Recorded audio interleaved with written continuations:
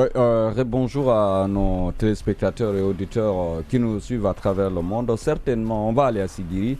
Certainement, vous avez entendu parler de cette pauvre dame, Antoinette Soumaoro. Antoinette Soumaoro, c'est cette jeune dame qui a été victime d'infidélité et elle est aveugle aujourd'hui. Elle a été aspergée de l'acide au niveau de ses yeux par une dame au nom de Christine Koulemou. Il semblerait que cette... non, c'est pas il semblerait, parce que c'est avéré, parce que la dame, Christine Koulemou, elle a été condamnée à 30 ans de prison ferme vu son acte, vu ce qu'elle a fait à cette pauvre dame Antoinette Kourouma qui est mariée, mère de 3 enfants. C'est une question de jalousie. Ce qu'on a appris, le mari d'Antoinette Kourouma était au niveau de Kindia. Certainement, elle a noué des relations avec cette dame, Christine Koulemou. Maintenant, cette dame, Christine Koulemou, est allée à Sigiri pour trouver cette dame et puis elle était couchée dans sa maison, elle est venue avec de l'acide et elle a demandé où se trouve celle qu'on appelle Antoinette Soumaoro. On l'a présenté, elle a versé de l'acide au niveau du visage de cette pauvre dame. Donc elle a perdu l'usage de ses yeux, elle est aveugle actuellement. Comment dirais-je, Christine Koulemou, elle a été condamnée à 30 ans de prison ferme. Maintenant, on nous dit, lors de l'immersion gouvernementale et au niveau des Sigiri, le ministre Alain Moriba l'ancien ministre de la Justice a libéré cette Christine. Beaucoup de prisonniers, donc la dame qui a été condamnée. La dame a été, certainement, elle a été libérée. Aujourd'hui, cette Antoinette Soumaoro vraiment demande de l'aide au niveau de toutes les bonnes volontés et puis les autorités pour qu'elle puisse quand même comment dirais-je, trouver de la dépense pour ces 3 pauvres enfants qui ont besoin d'être scolarisés et tout. La deuxième loupe, nous allons au niveau des Bokeh, là où une foudre a tué 7 personnes. Wow. C'était lors des mariages dans un village qu'on appelle Parawali. Il y avait un mariage et cette foudre s'est abattue sur plusieurs personnes, dont 7 ont perdu la vie. Selon nos informations, nous apprenons que vraiment 20 autres personnes sont paralysées. Donc nous demandons à tout le monde de faire attention, surtout quand il menace de pleuvoir. Vous avez vu les tornades et autres. Donc il faut éviter les téléphones, surtout peut-être les objets, la télé ou bien la radio, ainsi de suite. C'est des conseils.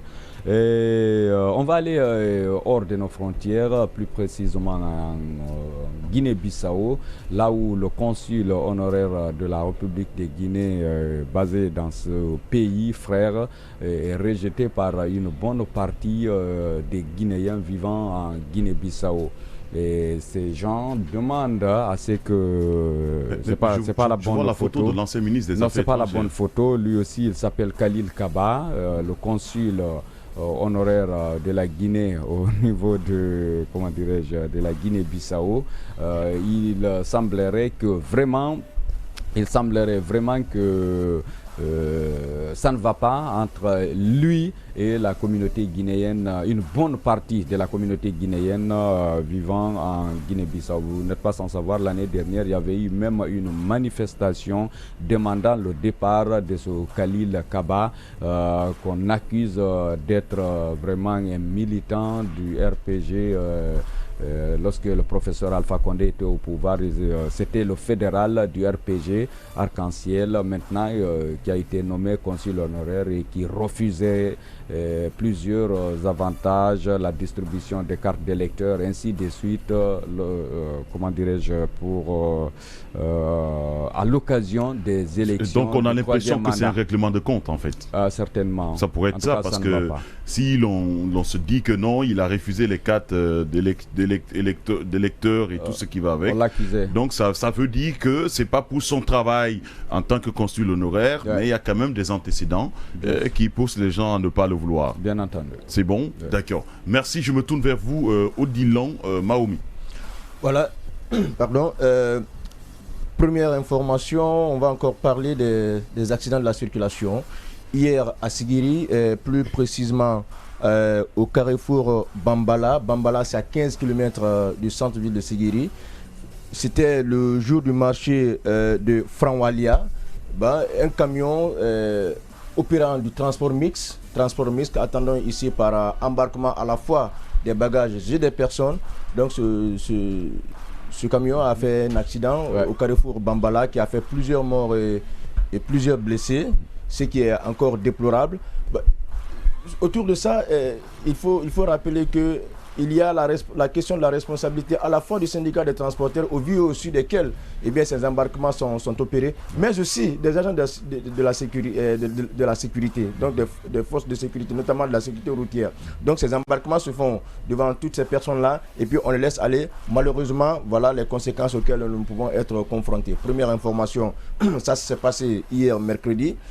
Deuxième information que je voudrais partager avec l'opinion, c'est le cas de la Centrafrique. La Centrafrique avec le président Faustin Archange Touadéra, à qui on prête l'intention de vouloir se présenter pour un mandat de plus.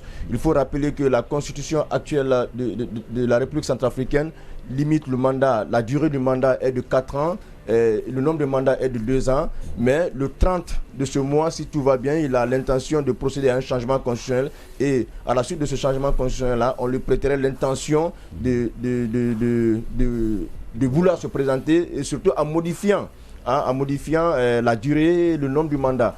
Donc si cela est abouti, nous tomberons un peu à ce que nous avons connu en Guinée sous le régime du général Lansana Conté, le coudéisme, gérer nos États ad vitam aeternam, puisque, selon les informations qui ont pu fuiter, il a l'intention de passer de 4 à 7 ans, renouvelable point. Donc, renouvelable autant de fois que possible. Donc, voici une problématique en termes constitutionnels qui se pose aujourd'hui en Afrique, surtout du côté de l'Afrique, de la Centrafrique, qui est un pays qui a été plusieurs années en proie avec les conflits internes.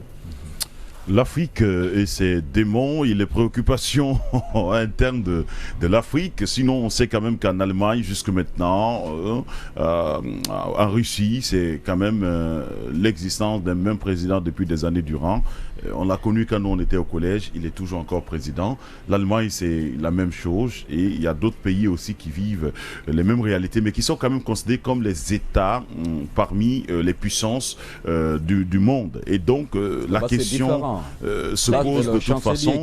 Et nous avons certainement l'opportunité de suivre et d'avoir ce débat un peu plus tard sur les changements de constitution en République, en Afrique.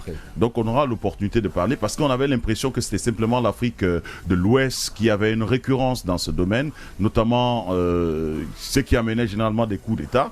Mais on voit aussi que l'Afrique centrale, qui était plus ou moins un peu dans une stabilité avec le Ghana et les autres pays, on peut quand même comprendre qu'il y a une nette amélioration de ce système, mais qui est en train de tourner au vinaigre, disons ainsi. Parce qu'il y a beaucoup de velléités de changements constitutionnels qui sont effectivement prêtés aux États de l'Afrique centrale. Christian, avant de passer, je voudrais préciser quelque chose par rapport à la première loupe de Alpha. Vous allez avoir le temps de le faire. Diane, bonjour. Bonjour Christian Descou, bonjour aux milliers d'auditeurs de Djouma et aux millions de téléspectateurs en Guinée et partout dans le monde. Vous n'avez pas mangé ce matin ou quoi? Il me rappelle quand on lit le syllabaire. Il manque encore du café pour... Voilà. Non, mais on ne vous attend pas, allez-y. Mais soyez sûr que nous allons nous rattraper d'un moment à l'autre. Alors la loupe du jour aujourd'hui, nous allons parler de la pollution marine en République de Guinée. Et il faut dire que le ministre des Mines, à la personne de Moussa Magasuba, qui prend son bâton de pèlerin contre les grands pollueurs, notamment les entreprises minières qui évoluent du côté des Bokeh et également aussi du côté des Bofa. Vous savez que ce sont des préfectures aujourd'hui qui constituent le poumon économique de la République de Guinée en termes n'est-ce pas, d'exploitation minière, où on constate plus de 80% des entreprises minières évoluant aujourd'hui dans les industries extractives. Alors de ce côté, si vous vous souvenez, il y a le site Mosaïque Guinée qui avait révélé, n'est-ce pas, une pollution qui a été opérée par l'entreprise qu'on appelle ici Bel Air Mining dans les eaux profondes donc de ce côté. Et n'est-ce pas, l'entreprise Bel Air Mining a débarqué en République de Guinée ici en 2010, c'était encore la période de transition. Et en 2011, elle a obtenu ce qu'on appelle, n'est-ce pas, un permis de richesse minier, et à l'issue duquel elle a obtenu finalement une concession portant donc l'exploitation donc des minerais de bauxite du côté de Dupurou. Et ça, c'est toujours dans la préfecture de Boufa. Alors, le 16 juin, et le site Mosaïque Guinée a révélé, n'est-ce pas, au cours du transbordement, n'est-ce pas, c'est-à-dire du transport donc des minerais, des mines vers en eau profonde, où il y a eu la suite donc du barge, faisant couler plus de 75 tonnes, n'est-ce pas, de bauxite, et qui a engendré un préjudice économique pour la République de Guinée, et qui fut d'ailleurs rattrapé, si vous avez vu dans la note, dans la décision donc, du ministre des Mines, donc pour dire que cette pollution n'est pas restée donc, sous le regard impuissant des autorités, d'où le rappel donc, par la décision ministérielle donc, en date du 10 et du 7 juin 2023, dans laquelle nous avons constaté que le ministre fait rappel ici donc de l'application rigoureuse des dispositions du code minier, notamment l'article 208 qui, n'est-ce pas, dispose que, n'est-ce pas, les entreprises ont l'obligation donc d'alerter chaque fois que cela se produit, notamment donc les informations portant ici sur les cas d'accident et tout autre qui pourrait porter donc, n'est-ce pas, un coût à l'exploitation. Donc l'entreprise Bel Air Mining a manqué donc de cet état, et aussi le ministre a rappelé également aussi que le déversement donc dans les eaux maritimes en République de Guinée, qui est prévu aussi par les dispositions, disons qui est réprimé par les dispositions donc des articles 180 du code de l'environnement, et qui interdit, comme je le disais tout à l'heure, qui interdit donc le déversement des déchets toxiques en République de Guinée ici. Donc le ministre, à la lumière donc de cette décision, il faut comprendre qu'il y a une pénalité qui a été infligée à l'entreprise qui s'élève aujourd'hui de 62,22 milliards de francs guinéens, dont 60 milliards donc pour pollution des eaux marines en République de Guinée et 15 millions qui sont qu'on appelle pour rétention d'informations, et 22 500 $, n'est-ce pas, pour préjudice économique. Et après cette loupe sur la République de Guinée, nous allons directement droit à l'international pour parler de cette crise aujourd'hui qui oppose l'Ukraine à la Russie. Et si nous suivons tous l'actualité, nous savons tous qu'il y a deux camps qui n'est-ce pas, qui s'affrontent du côté et sur le territoire ukrainien. Et de part, nous avons l'Ukraine et la Russie également. Et de ce côté, il y a la Pologne qui s'est rangée derrière l'Ukraine en apportant le soutien, qui est d'ailleurs qualifié d'une marionnette par les autorités russes. Mais il faudra aussi rappeler qu'il existe depuis fort longtemps une tension entre la République d'Ukraine et la République polonaise suite, n'est-ce pas, au massacre perpétré par les nationalistes ukrainiens lors de la Seconde Guerre mondiale, qui a, n'est-ce pas, causé plus de 50, parce qu'il n'y a pas jusqu'à présent, les fouilles continuent, donc pour exhumer les corps qui ont été ensevelis dans des fosses communes, auxquelles d'ailleurs les autorités ukrainiennes s'opposent catégoriquement, qui est aujourd'hui la patate chaude entre les deux alliés, et d'où le regain des tensions diplomatiques entre les deux États. les deux États. Je me tourne vers vous, Emmanuel Tamba Milimonou. Bonjour. Oui, bonjour. Rapidement, les loupes d'aujourd'hui. On parlait hier de cette question d'électricité. On se rappelle que le ministre a demandé qu'on engage des poursuites judiciaires contre les voleurs d'électricité.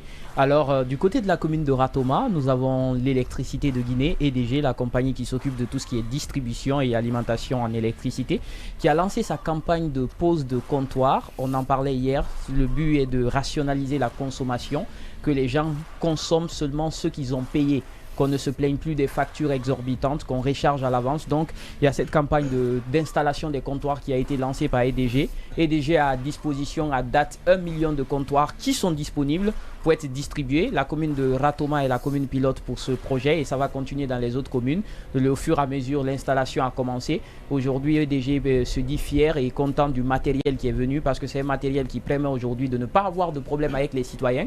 C'est seulement ce que tu consommes que tu payes. Et si la recharge finit, tu peux recharger à nouveau. Donc, tu es responsable de ta consommation en interne. Si tu as 10 climatiseurs, 10 frigos, tant mieux pour toi. Tu vas payer autant que tu consommes. Il n'y a pas à dire aujourd'hui que les agents ont surfacturé. Il n'y a pas d'arrangement. C'est entre le compteur et l'abonné. Quand il est prêt à se réabonner, il s'abonne. Et s'il n'est pas prêt, il peut attendre le moment où il aura besoin du courant pour se réabonner. Autre loupe, c'est du côté de la transition, on en parle. Il y a le ministre Mori Kondé qui a fait une sortie où il annonçait que 550 milliards de francs guinéens ont été sortis, décaissés pour le respect du chronogramme de la transition. Et lié à ce processus, c'était l'achat du matériel pour l'élaboration d'un fichier électoral. Parce qu'aujourd'hui, il faut connaître le fichier électoral, il faut faire un recensement pour connaître quelle est la population. Et ces 550 milliards ont servi justement à cela et ils ont été mis à disposition du ministère du Plan et de la Coopération qui a mis en œuvre toute la politique nécessaire pour l'utilisation de ces 550 milliards. De l'autre côté, nous avons aussi la relance des activités du côté de la Mano River Union où aujourd'hui nous avons un accord entre les différents pays, la Guinée, le Libéria et la Sierra Leone, un accord qui porte sur l'aéronautique, le déplacement dans l'espace aérien de ces trois pays. Il faut savoir qu'il n'y avait pas de ligne directe aujourd'hui entre ces pays directement pour pouvoir faire un vol. Mais aujourd'hui, la Mano River Union a décidé de se réveiller et a mis sur pied cet accord. Rapidement, vu qu'on est pris par le temps, une autre loupe, c'est du côté international. Les 3 navires du côté du Sénégal, jusqu'aujourd'hui, on a 3 navires qui sont partis du Sénégal, qui sont introuvables encore en mer. Aujourd'hui, les autorités s'inquiètent pour savoir quel est le sort de ces personnes qui se trouvaient à bord de ces navires. J'en parlais la fois dernière, il y avait 86 personnes qui avaient pu être secourues, mais malheureusement, cependant, il y a toujours 3 navires qu'on n'arrive pas à trouver. On espère que ces migrants seront trouvés et que les familles n'auront pas à se plaindre d'un deuil encore quand on sait toute la catastrophe que ça entraîne, ces voyages en pleine mer. Nous allons quand même du côté de Sigiri où 42 blocs de chambres indiens ont été effectivement saisis dans la zone de Sigiri. Oui, 42 blocs de chanvre indien, mais après il faut s'interroger, c'est aujourd'hui le chanvre indien, quand on prend la portée en termes de, en termes d'impact, ce n'est pas la même chose que la cocaïne, ce n'est pas la même chose que toutes les autres drogues qu'on peut avoir. On peut même appeler la drogue du pauvre aujourd'hui, tout ce qui est chanvre indien et cannabis. Donc aujourd'hui, c'est vrai que les autorités s'impliquent, mais il faut savoir aussi que ces zones aussi sont, propices à la culture de ce genre de produits. Aujourd'hui, même si que les autorités s'impliquent, moi je pense qu'aujourd'hui il faut s'intéresser à de plus gros bonnets, encore plus haut dans la sphère, parce que notre aéroport même est connu aujourd'hui pour un point de passage de la drogue. On se rappelle de la saisie de drogue qu'on a eu à faire des boules avec un monsieur togolais, de l'autre saisie de drogue qui a été faite du côté de Dubaï, où les Guinéens étaient impliqués, ou même un agent de la police des frontières a été arrêté. Donc je pense qu'aujourd'hui notre pays est en train de se dessiner comme une plaque tournante de la drogue. On se souvient encore des tonnes, la plus grosse saisie qu'on avait fait du côté du port autonome de Conakry, où Interpol même a intervenu. Donc aujourd'hui je pense qu'il faudrait que nos autorités s'intéressent de plus en plus à cette question de trafic de drogue, parce qu'elle est en train de prendre du poids. Affaire culture où le promoteur culturel ZAM a été condamné par la justice. Oui, abus de confiance. C'était avec le concert de Maître Gims, on se souvient tous. Ce concert n'a pas marché comme on le souhaitait. Il semblerait qu'on a porté plainte contre l'organisateur parce qu'il avait pris de l'argent qu'il n'a pas remboursé. 80 000 $. Oui, il a été condamné à 12 mois de prison, dont 6 avec sursis. Ça veut dire qu'il va faire 6 mois sans être en prison, mais les 6 autres mois, il devra purger sa peine. Il lui est reproché des faits d'escroquerie qui ont été établis et l'abus de confiance. Donc, c'est un montant de 90 000 $ quand même qu'on lui reproche aujourd'hui d'avoir pris il n'a pas pu rembourser. Et il aurait justifié cela par le fait que le concert n'ait pas marché. Même si la première partie du côté du chapiteau avait marché, c'est bien vrai que la seconde partie du côté du stade Petit-Souris n'avait pas donné les fruits. Mais les affaires restent les affaires. Un véritable problème. Nous allons aussi en Afrique du Sud, où on a quand même eu des fusillades qui ont causé des morts. Oui. Fusillade du côté de l'Afrique du Sud, la nouvelle est tombée hier soir et c'est quand même bizarre parce que ce pays n'est pas fréquemment, il n'y a pas ce genre d'événement du côté de l'Afrique du Sud. C'est pas des trucs. Pourtant l'Afrique du Sud c'est un pays d'insécurité. Oui, d'insécurité, mais notoire. ces derniers temps ils n'ont pas eu à dénombrer ce genre de trucs. Et c'est pas qu'en Afrique du Sud, le pays vient de m'échapper parce que j'ai suivi les infos ce matin sur France 24. Il y a un autre pays qui a connu 6 morts aussi, une attaque presque le même processus. De ce côté aussi, c'est un pays africain qui a connu 6 morts dans les attaques. Ça devient de plus en plus récurrent aujourd'hui. En Afrique du Sud, on a eu 6 morts, précisément dans le canton de Kaunobul. Donc on a aussi toutes ces informations. Il faut aussi rappeler que l'eau que nous consommons, espérons que l'eau soit propre. Mais Emmanuel, on se rend compte que l'eau que nous consommons, elle n'est pas aussi propre à un certain niveau.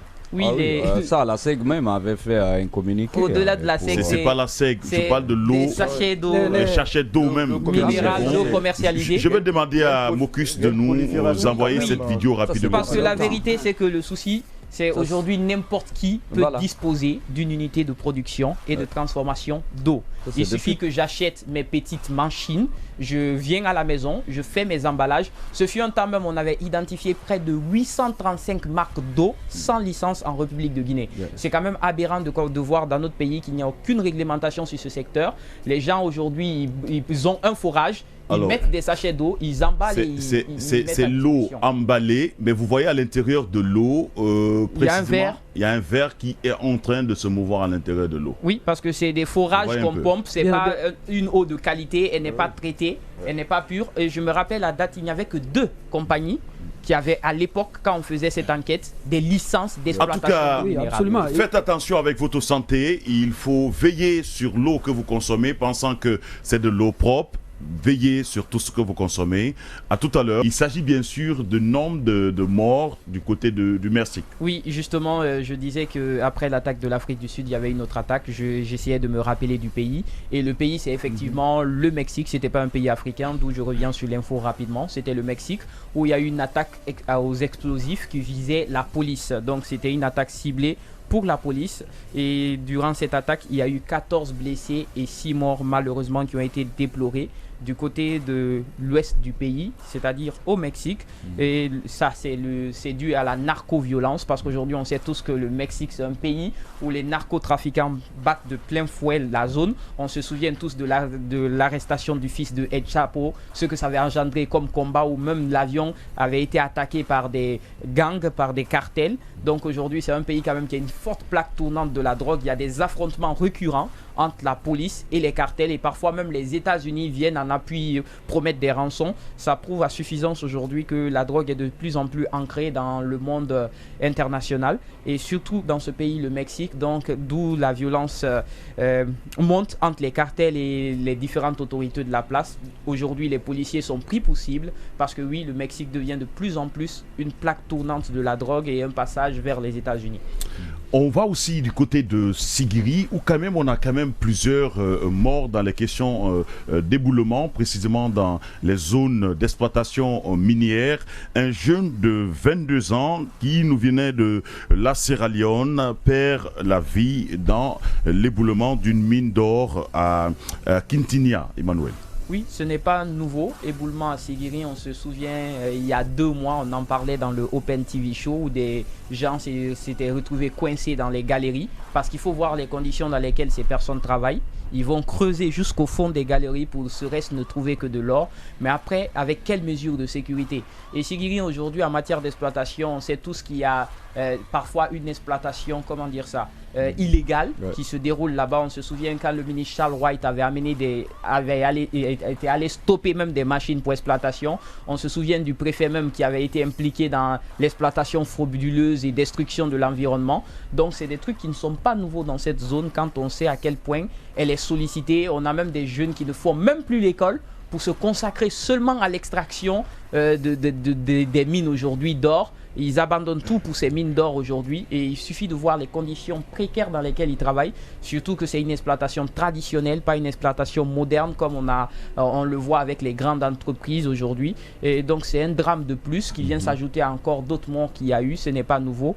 Peut-être interpeller les autorités de la zone, faire en sorte que les gens puissent travailler dans de meilleures conditions et ces exploitants, aussi traditionnels soient-ils, qui mettent la sécurité qu'il faille pour que ces personnes puissent travailler dans les conditions au moins humaines et dignes, parce qu'il faut voir les trous dans lesquels ils passent pour se rendre compte que c'est presque inhumain de travailler dans de telles conditions. Alors, on a l'issue de... Avec toujours les orpailleurs à Sigiri, on a 2 associations, mais personne ne fait son boulot. On parle de l'Union nationale des jeunes orpailleurs, dirigée par Touraman Traoré. Qui est en tournée même en ce moment, qui est du côté de Zéroukoué, si je ne me trompe. Il a fait Massanta, il a fait Dingiraoui, ainsi de suite. Il fait un don, je ne sais pas, d'une ambulance à l'hôpital préfectoral. Cependant, Tidjane Koïta, lui aussi de l'Union nationale des orpailleurs de Guinée, à peu près c'est le même, voilà, même dénomination, même organisation, mais qui se déchire. La seule différence, on dit jeunes orpailleurs et orpailleurs de Guinée, c'est des problèmes entre eux. Personne ne fait son boulot, chacun est là pour dire que nous défendons comment dirais-je, les droits des orpailleurs, mais qui fait quoi, on ne sait pas, sauf ils sont dans une campagne, et je ne sais pas, électorale ou quoi, chacun veut prouver on que a quand même une sorte de guerre qui est en train bien sûr de s'installer, et d'ailleurs si ce n'est pas le cas, qui s'installe quand même entre les potentiels successeurs à la tête des orpailleurs de Guinée. Nous poursuivons avec cette information, le GOA qui lève le ton lié à la problématique de la frontière guinéo-sénégalaise. Oui, ça c'est depuis hier, on a suivi, quand on dit GOA, c'est groupe organisé des hommes d'affaires dirigé par Chérif Abdallah, qui a haussé le ton, qui a levé le ton. Vous savez, souvent, s'il n'est pas en Guinée, souvent il est à Dakar. Donc on parle des Guinéens expulsés vers la Guinée. Donc il a condamné, c'est comme un peu la CEDEAO. Vous avez vu... une déclaration de la CEDEAO regrettant cet acte entre ces 2 pays frères. L'autre fois, on était dans ce même studio pour condamner ce genre de choses, ou bien pour, en tout cas, demander des explications, comme l'a demandé d'ailleurs le ministre des Affaires étrangères guinéen, Maurice Sanda Kouyaté. Il y a aussi ce manque de libre circulation des personnes et des biens, parce que c'est surtout ce qui est pointé du doigt. CEDEAO. Oui, malgré tu peux avoir tous tes papiers, mais tu es victime de raquettes aujourd'hui au point de contrôle. Tu peux avoir tes papiers étant citoyen guinéen, ta pièce d'identité et tout ce qui va avec, mais aujourd'hui les gens se sentent en insécurité parce qu'il y a de l'intimidation, il y a de la raquette où les gens sont obligés de payer. On se souvient même des camionneurs qui avaient été attaqués du côté de la frontière. Donc c'est des trucs qui aujourd'hui doivent interpeller, parce que si nous sommes dans un espace intégré, je me souviens, c'était même l'un de nos sujets de débat au Burkina Faso. Moi je remonte à une histoire plus lointaine. Du côté du Burkina Faso, c'était un de nos sujets de débat en 2019. La libre circulation des personnes et des biens, est-ce une réalité dans nos espaces intégrés? C'est quand même aberrant qu'on ait des espaces où on décide de se réunir ensemble, où on décide de faire des zones de libre-échange et qu'on n'ait pas à circuler normalement. On devrait pouvoir circuler même avec une carte d'identité nationale, ne serait-ce que la carte, parce que nous sommes dans le même espace. La sécurité, un directeur général adjoint Alpha suspendu. Ah oui, c'est tout à fait normal. La suspension d'un cadre, si il ne remplit pas les conditions. Et surtout, il faut faire des enquêtes, voir d'abord ce qu'on lui reproche. Est-ce que c'est normal? Suspendu pour faute lourde. Oui, c'est normal. Mais il faut mener des enquêtes pour savoir qu'est-ce qu'il a fait, s'il est fautif, s'il est coupable, avant de faire ce genre de prendre ce genre de décision. En tout cas, le commissaire de police Mamadi Keita a été suspendu de ses fonctions mardi 11 juillet par le ministre de la Sécurité pour faute lourde. Nous allons chercher à comprendre un peu plus profondément pour la prochaine fois.